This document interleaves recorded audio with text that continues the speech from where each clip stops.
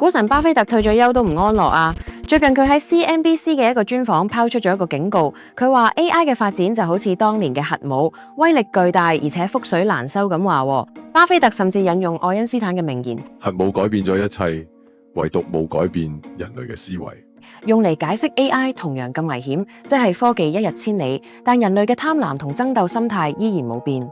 中間嘅斷層就係巨大嘅風險，並透露連 AI 界嘅領導者自己都承認，根本預知唔到呢項技術最終會發展成點。原來早喺2年前，佢見過一個 AI 生成嘅自己，逼真到連屋企人都分唔出。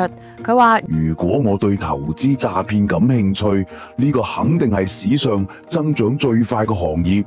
咁亦都意味住未來金融界最貴嘅成本就係信任。咁作為投資者，我哋應該如何自處呢？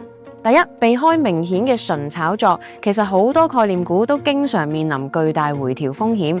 第二，尋找防空洞，好似能源、保險呢啲剛需 ，AI 點厲害，我哋都仍然係需要嘅。第三咧就係購買真實性，當 Deepfake 越嚟越泛濫，真實資產同實體服務嘅價值就會越嚟越高。記住啦，跑得最快未必贏，活得最耐先係贏家。想睇更深入嘅投資分析，記得 follow經濟一周啦。